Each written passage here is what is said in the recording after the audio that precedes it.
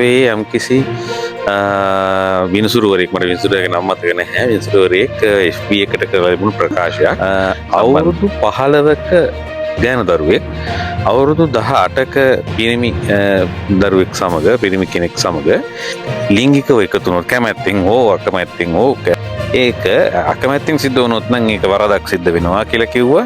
හැබැයි කැමැත්තෙන් එකතු වුණත් ඒක වරදක් සිද්ධ වෙනවා කියලා කිව්වා. ඇත්තටම මට සිද්ධ වෙච්ච එක්තරා මේක මට අත්දකින්න සිද්ධ වෙච්ච එක්තරා එක්ස්පීරියන්ස් එකක් අත්දැකීමක් මම ඔයගොල්ලන්ට විස්තර කරන්නම් මෙන්න මේ කියපු කාරණාව සම්බන්ධව. හැබැයි මම කවදාකවත් දැකලා නැහැ ස්ත්‍රී දූෂණයක් සම්බන්ධව වාර්තා වීමක්. ඔය හොරකම් කරම හැබැයි මේ හොරකම් කරන එක සම්බන්ධයෙන් අපේ මිනිස්සු තමයි කක් ගහලා තියෙන්නේ මේ. ඒක මම කියන්න ඕන. මේ අමතක කියලා මේ ළඟදී කෙනෙක් ගිහිල්ලා එනකොට එයා අරගෙන ආවා ඔන්න පැකට් එකක්. ඊට පස්සේ මම නිකන් ජෝක් එකකට මගෙත් කට හොඳ නැහැනේ මම නිකන් ජෝක් එකකට කරන්න යනදී ඇත්තටම ලංකාවේ ඉඳන් රොමේනියාවට ඇවිල්ලා පදිංචි වෙලා ඉන්න ලාංකික දූ දරුවන් රොමේනියාවේ පාසල් වලට යන ලාංකික දූ දරුවන් කියන අයට මේ දේ ගොඩක් මුණ දෙන්න සිද්ධ වෙන දෙයක්. මොකද ඒගොල්ලෝ ගැටෙන්නේ මෙහි රොමේනියානු පරිසරයේ රොමේනියානු කල්චර් එකත් එක්ක.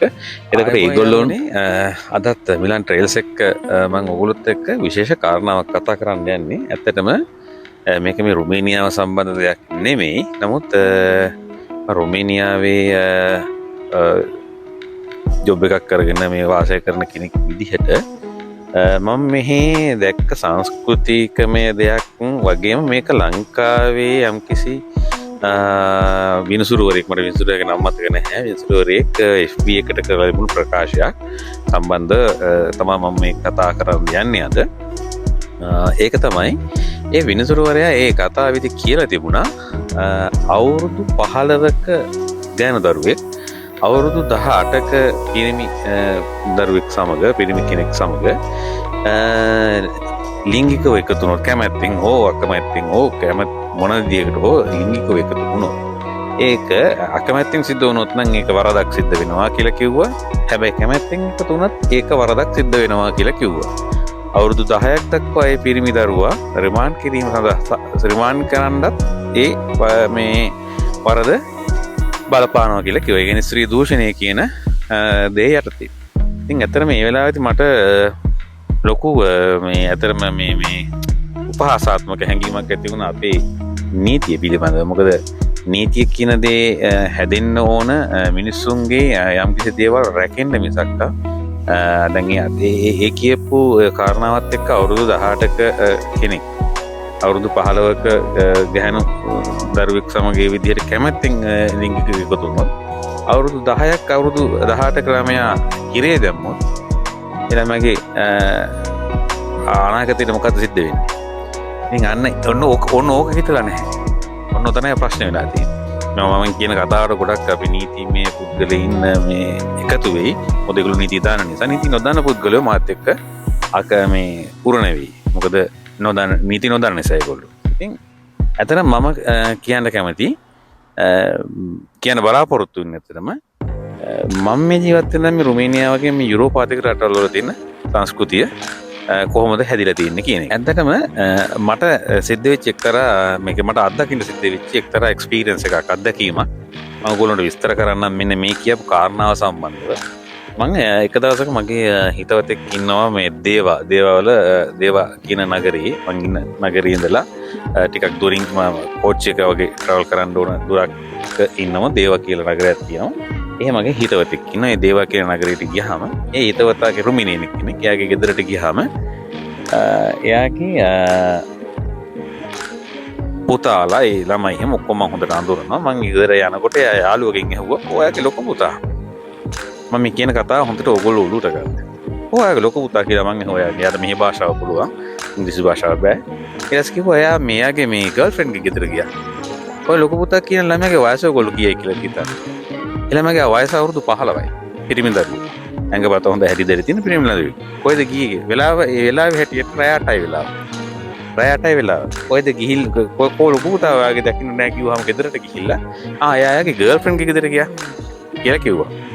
ඊට පස්සේ මම ළමයා ගැන ඇහුවා කියලා යාට කෝල් එකක් කරන් කිව්වා මෙහෙමයි මේ අංකල් කෙනෙක් ඇවිල්ලා ඉන්නවා යාළුවෙක් මෙහෙම යහවලා කිව්වට පස්සේ ළමයා ආවා ටික වෙලාවක් ගියාට පස්සේ මං ආවට පස්සේ ඉතින් මෙහෙම මං ගර්ල්ෆ්‍රෙන්ඩ් ගේ ගෙදර ගියා අංකල් කියලා එයා ඒ ළමයට ඉංග්‍රීසිත් පුළුවන් කියලා.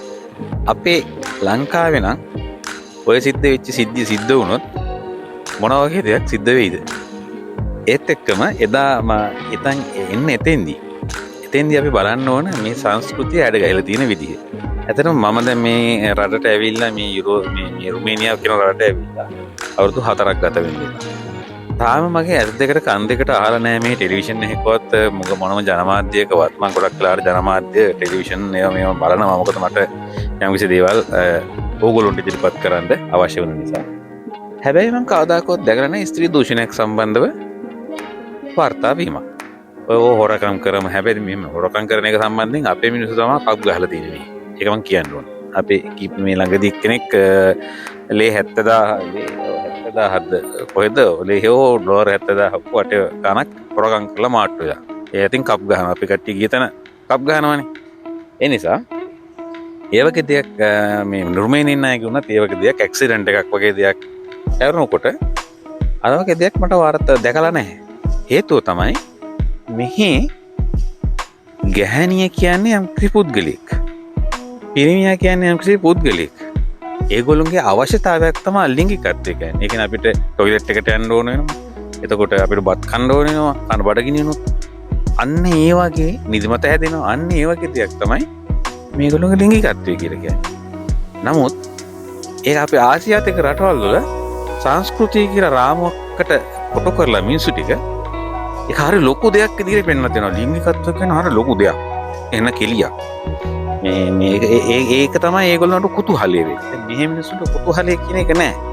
කුතුහලයක් කියන එක නැහැ.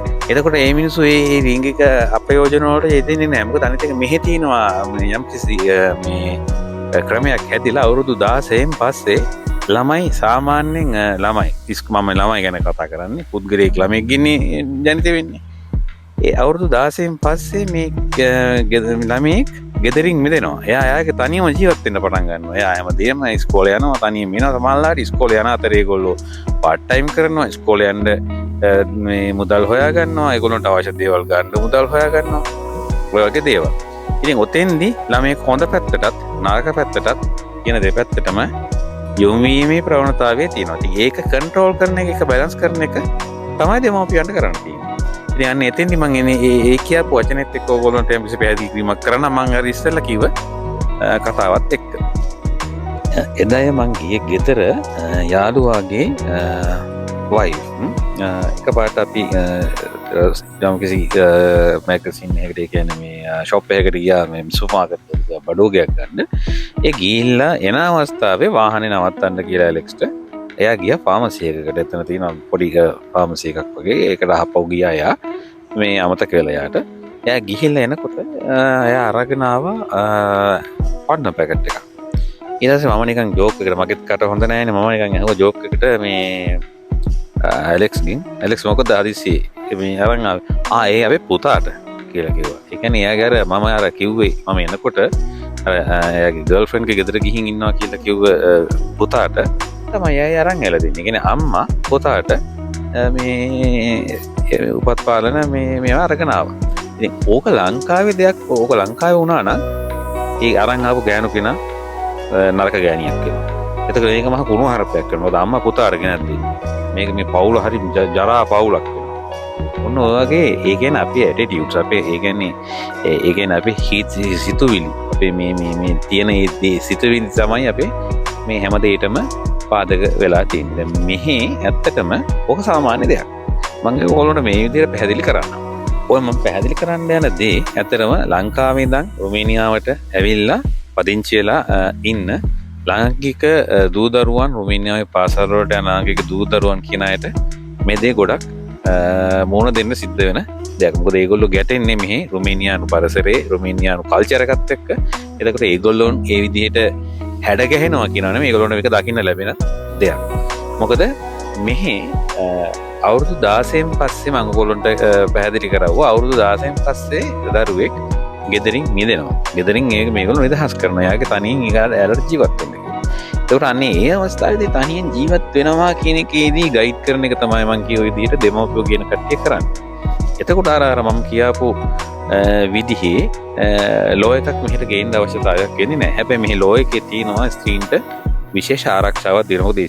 ස්ත්‍රී කෙනෙකුට විශේෂම සැලකිල්ලක් මෙහි දක්වලා තියෙනවා මෙහි නීතියේ. ඉතින් මේකේදී මම කියාගෙන ආවේ මෙහි අවුරුදු 16න් පස්සේ කෙනෙකුට ගෑනු ළමයෙක් ආශ්‍රය කරනවා නම් එයාට ගෑනු ළමයෙක් ආශ්‍රය කරන්න පුළුවන්. ගෑනු ළමයෙක් ආශ්‍රය කරනවා කියලා කියන්නේ මේ කතා බහ කරනවා නෙමෙයි. ඒත් එක්ක එකට ජීවත් වෙන්න පුළුවන්. ඒකට මේගොල්ලෝ මේ පාවිච්චි කරන අපේ වචන ලිවිං ටුගෙදර් කියලා. ඔය ලිවිං ටුගෙදර් කියන එක කුණුහරුපයක් නෙමෙයි. ඇත්තට මම මේ දවස්වල ලංකාවේ එක එක්තරා ටෙලි සීරීස් එකක් බලන් යනවා. ඒකෙත් ඒ නෝක පිළිබඳව ලංකාවේ මේ ගෑනු ළමයෙකුයි පිටරටක හැදිච්ච ඉගෙන ගත්ත කෙනෙක් මේ පිරිමි ළමයෙකුයි අතර යන යම්කිසි ආදර සම්බන්ධතාවයක් සම්බන්ධව යන ටෙලි සීරීස් එකක්. එන්නේ ඒකදී ඒක මනාව පැහැදිලි කරනවා මොකක්ද මේගොල්ලෝගේ මේක යනගාවෙන දැන් මේගොල්ලෝ ඒකේ දරන ලංකාවේ එක්කෙනා ඒ දරන මතය මොකද්ද?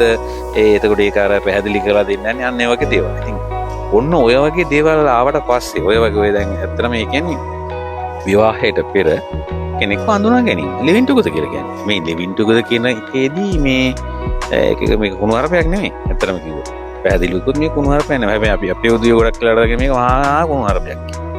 ඉතින් මෙන්න මේ අවස්ථාවන් වලදී අපි දැනගන්න ඕන මේ කියන්නේ මේ සුද්දගේ කල්චර් එක නැත්නම් සුද්දගේ සංස්කෘතිය අපි ඔලුවට ගන්න ඕන කියන එක නෙමෙයි මම කියන්නේ. මේක අපි නිකමට අනිත් පැත්තට හැරලා බැලුවොත් අපි ගොඩාක් අපේ ලාංකික ඉතිහාසයට ගිහින් බැලුවොත් අපේ ඉස්සර ආච්චිලා සීයලා විවාහ වෙලත් නැහැ. ඒ කියන්නේ විවාහ අසාධ සහතිකේ සමහර ආච්චිලා සීයලාට නැහැ. ඒ මිනිස්සු මැරෙනකොට මරණ සහතිකේ හදන්න තමයි ඔන්න කතාව සහතිකයක් වුනේ. එහෙම වුණ වෙච්ච අවස්ථා මම දැකලා තියෙනවා මගේ ඇස් දෙක.